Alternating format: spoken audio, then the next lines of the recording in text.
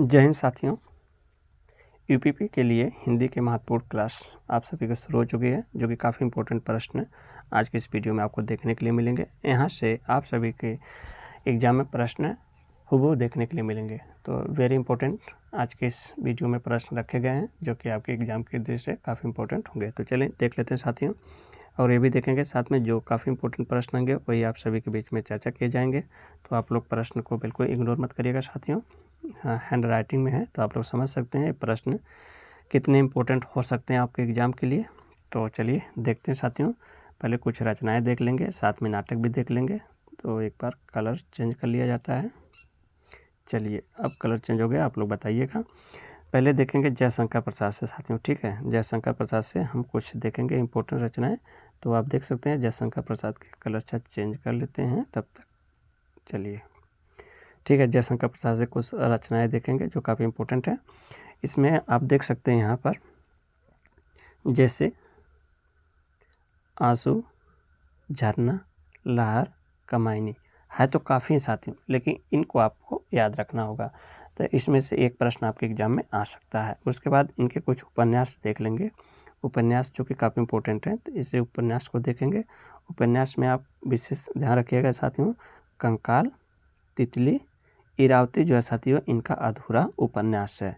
इरावती जो है इनका क्या है, अधूरा उपन्यास है, इसे याद रखिएगा। अब कुछ इनके नाटक देख लेते हैं साथियों। नाटक है इनके जैसे स्कंदगुप्त, ध्रुवस्वामिनी, चंद्रगुप्त, ठीक है।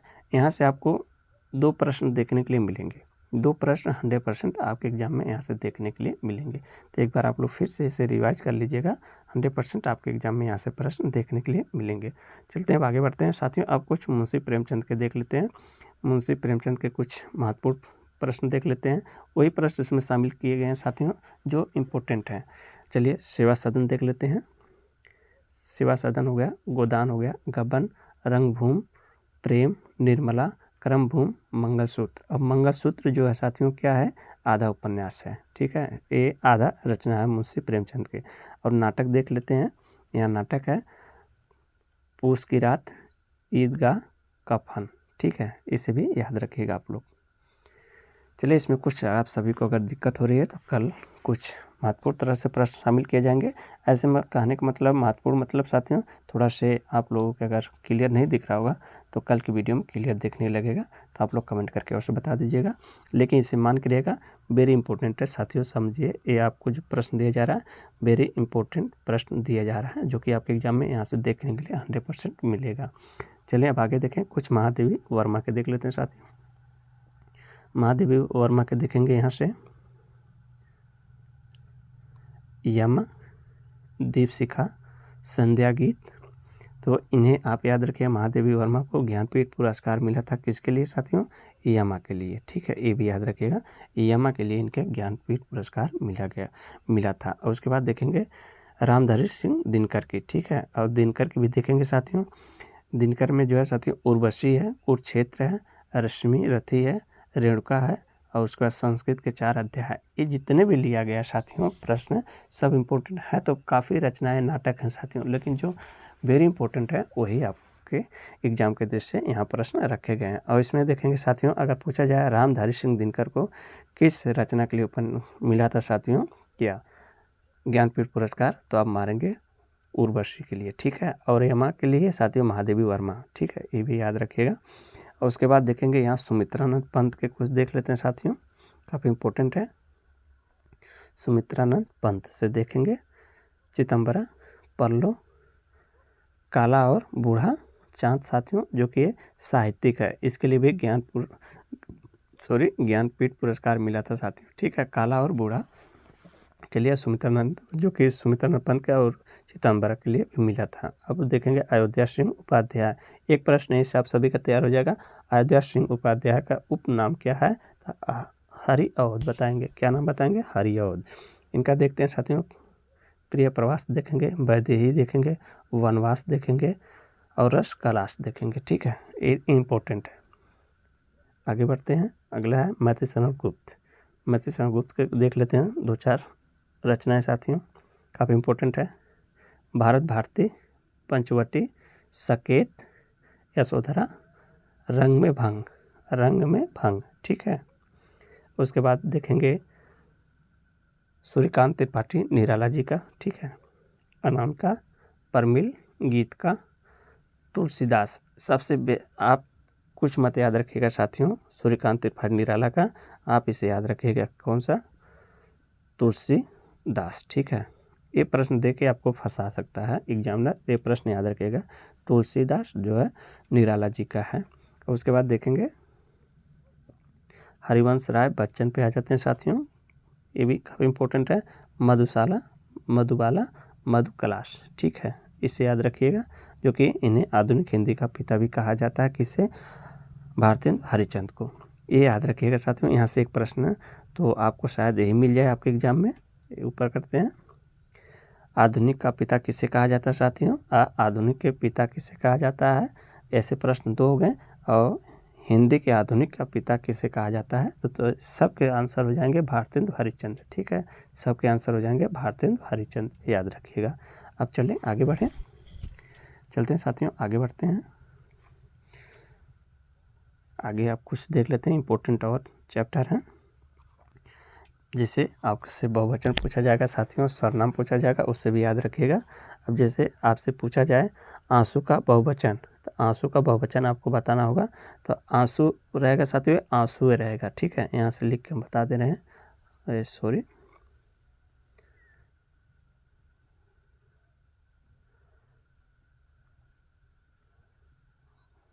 मिस्टेक, एक मिनट साथियों, आंसुए, देखिए ऐसे शुद्ध रहेगा, ठीक है, ये आंसू, आंसू, ये कलम कम पड़ जा रही जगह साथियों, आंसू याद रखिएगा, ये देखिए, छोड़िए, आंसू, ठीक है। बहुवचन अगर पूछे, जो कि काफ़ी बार प्रश्न पूछा हुआ है, इसलिए प्रश्न को उठाया गया साथियों, और इतना गूंज गाज के बताया जा रहा है, तो इसे याद रखिएगा। अब चलते हैं अगले प्रश्न को देखते हैं।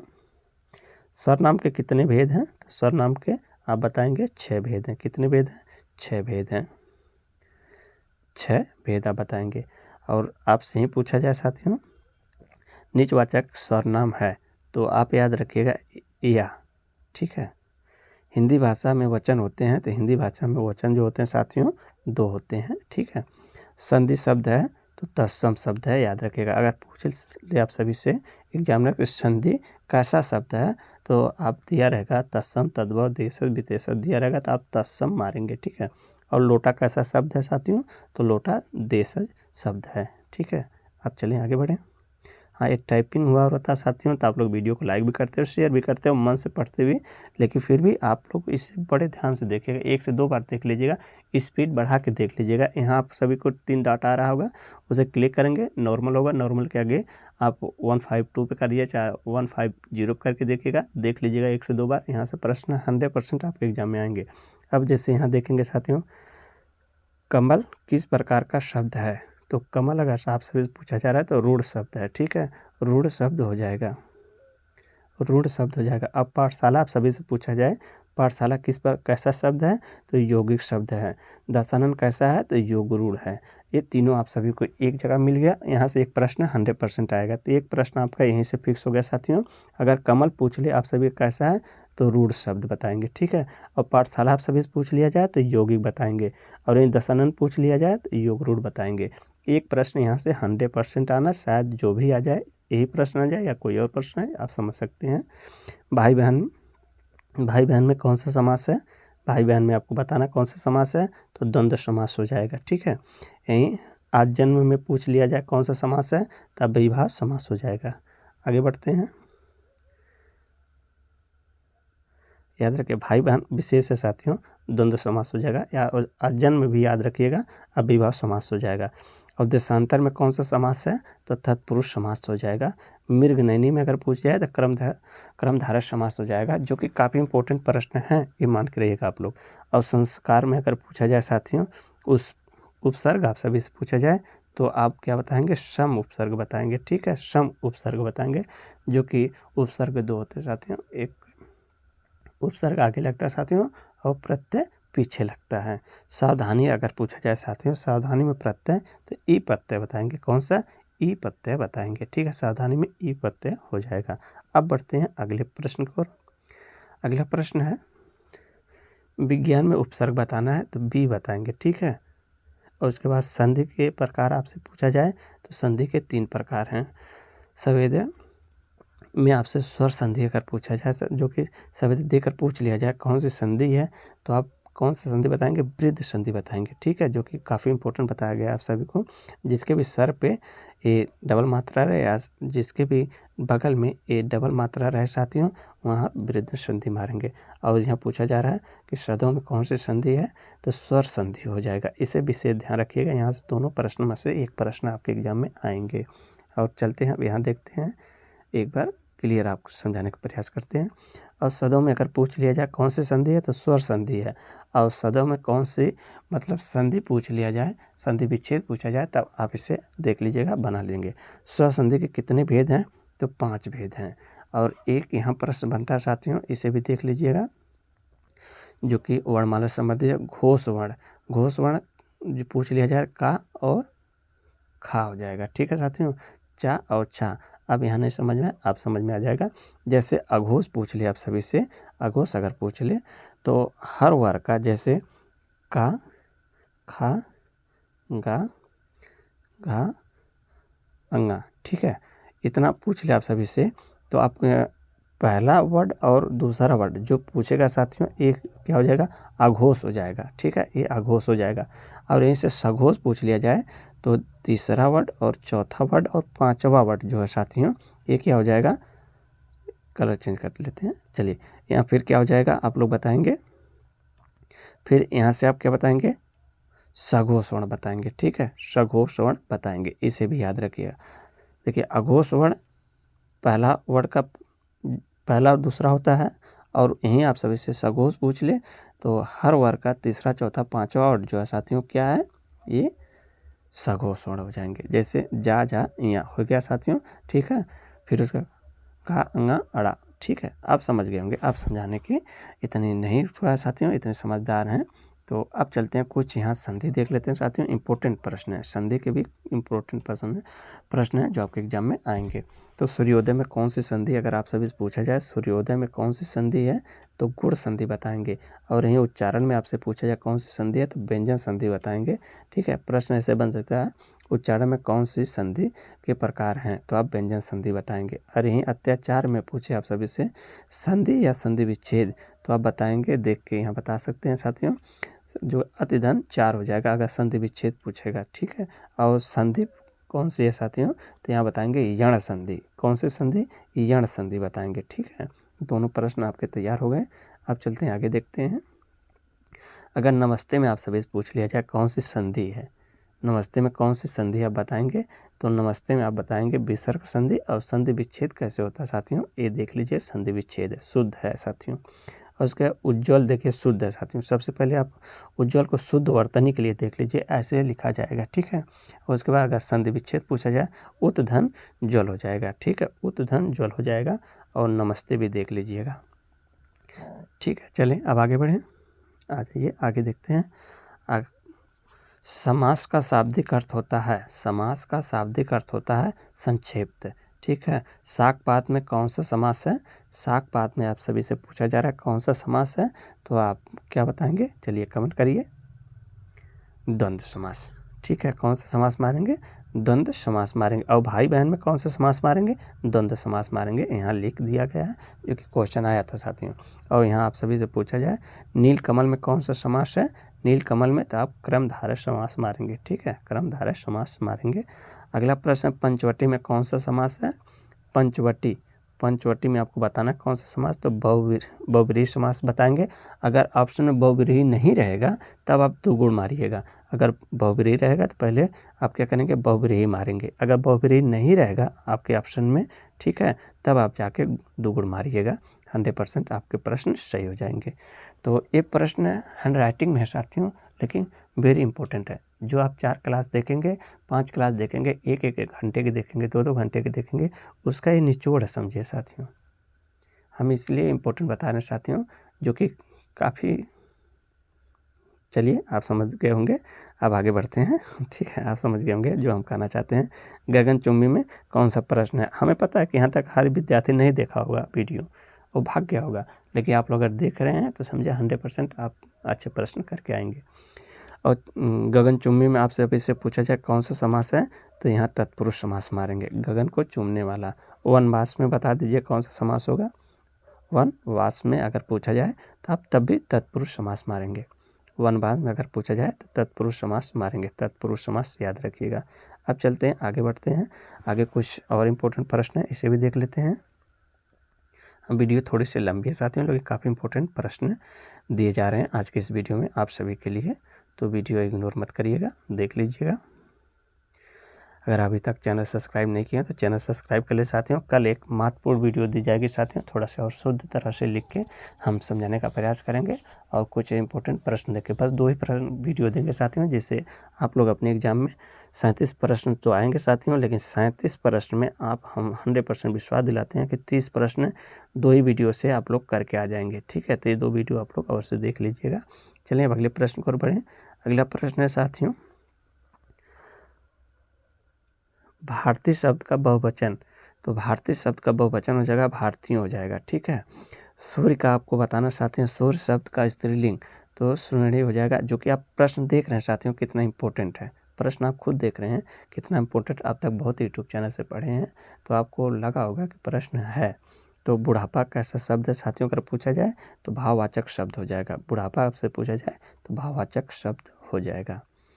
चलिए अगले प्रश्न को। अगला प्रश्न है, जो सब कुछ जानता हो, जो सब कुछ जानता हो तो उसके लिए आप लोग सर्वज्ञ का प्रयोग करेंगे। ठीक है, और जो दूसरे के सहारे जीवित हो, जो दूसरे के सहारे जीवित हो उसे परजीवी कहेंगे साथियों। ठीक है, और उसके बाद जो दो पर्वतों के बीच की भूमि को क्या कहेंगे साथियों, तो घाटी कहेंगे। क्या कहेंगे, घाटी कहेंगे, याद रखिएगा। उसके बाद है एहसान ना मानने वाला, तो कीर्तन आप सभी को याद होगा, कीर्तन हो जाएगा। प्रश्न देख रहे हैं, प्रश्न का लेवल देख रहे हैं आप लोग।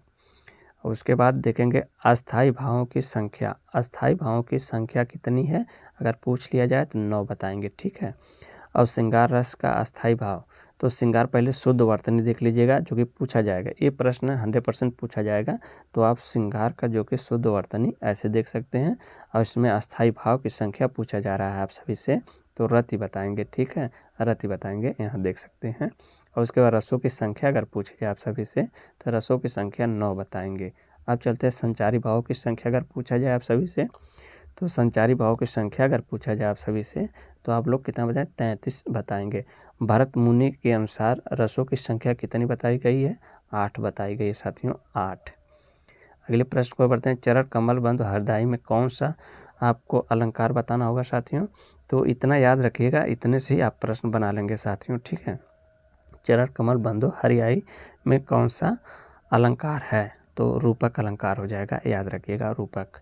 कनक कनक में आपसे पूछा जाए कौन सा अलंकार है, इतना याद रखिए, आपका प्रश्न तैयार हो गया। तो यमक अलंकार हो गया। अब बताइए प्रश्न कैसे लगे, प्रश्न का लेवल कैसा है, आपके एग्जाम में आने की संभावना बनती है कि नहीं। बनेगी साथियों, 100% बनेगी। वीडियो भी शेयर कर दीजिएगा। कल के लिए आप लोग अवश्य चैनल सब्सक्राइब कर लीजिएगा। चलिए कुछ प्रश्न है, इसे आप लोग टेस्ट दे लीजिएगा। तो यहाँ से देख लेते हैं, बस 2 मिनट की और वीडियो है, इसे देख लेते हैं, टेस्ट की तरह आप लोग बताइएगा। भाषा का सार्थक लघुत्तम इकाई किसे माना जाता है, अर्थ को, मात्रा को, वर्ण को या शब्द को। शब्द को माना जाएगा साथियों। ठीक है, ये ऑप्शन नंबर 4 सही है। ध्वनि रहेगी तो इसे भी आप सही कर देंगे। अब चलते हैं अगले प्रश्न को। निम्नलिखित में से कंठस्थ ध्वनि है, तो कंठस्थ ध्वनि आप सभी को बताना है। चलिए बताने का प्रयास करिएगा।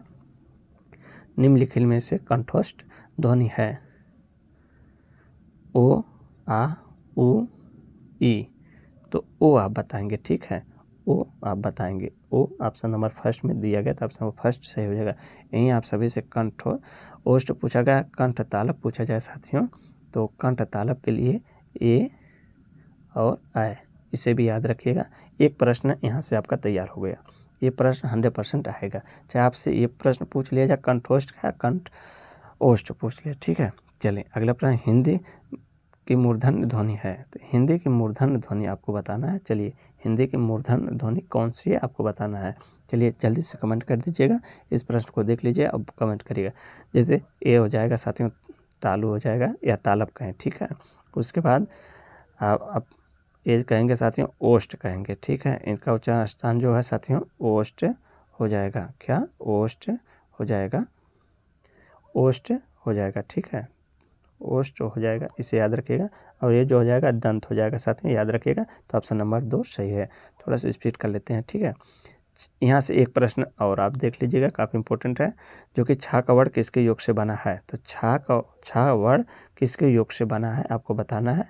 तो यह बेसिक से प्रश्न है, आप बना लेंगे सा प्लस का प्लस सा से, ठीक है। तो ऑप्शन नंबर देखिए कौन सा सही हो जाएगा। तो ऑप्शन नंबर फर्स्ट ही सही हो जाएगा। इसके इर्द गिर्द 2 प्रश्न और देख लेते हैं।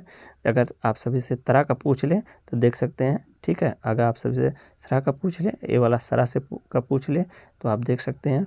और आप सभी से ज्ञा से पूछ लिया जाए साथियों, ज्ञा का, तो ज्ञा का भी देख लीजिएगा, ठीक है। जा प्लस इया, ठीक है। चारों प्रश्न आपके तैयार, एक प्रश्न ये भी फिक्स है।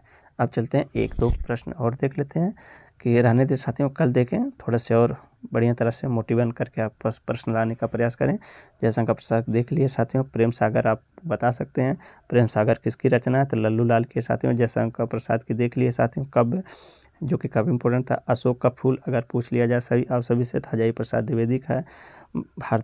जो कि भारत भारती के रचनाकार महर्षि चंद्रगुप्त हो जाएंगे, जो कि पीछे बता दिया गया है। तो आगे चलते हैं। अगर प्रेमचंद की रचना अगर पूछ ले साथियों, तो जो कि इम्पोर्टेंट है बता दिया गया था साथियों। और केशव की रचना अगर पूछ लिया तो रसिक प्रिया है। रामधारी सिंह दिनकर की सभी बता दिया गया है। माधवी वर्मा को बता दिया गया। बिहारी के प्रसिद्ध क्या है साथियों, अगर बिहारी किसके लिए प्रसिद्ध हैं तो दोहे के लिए प्रसिद्ध हैं। मधुशाला के रचनाकार हरिवंश राय बच्चन है, ये सब बता दिया गया। तो अगर वीडियो अच्छी लगी हो तो एक लाइक कर दीजिएगा और चैनल कल के लिए सब्सक्राइब कर लिया। कल के लिए हिंदी के बेस्ट, सबसे बेस्ट क्लास होगी साथियों, पूरे यूट्यूब पे हम आपको बता रहे हैं साथियों। अब तक बहुत पढ़े हैं तो इससे भी एक बार पढ़ के जाइएगा, 100% आपके यहाँ से प्रश्न देखने के लिए मिलेंगे। हिंदी के काफ़ी इंपॉर्टेंट प्रश्न रहेंगे, तो आप लोग अवश्य देखिएगा। चलिए तब तक के लिए जय हिंद, जय भारत साथियों।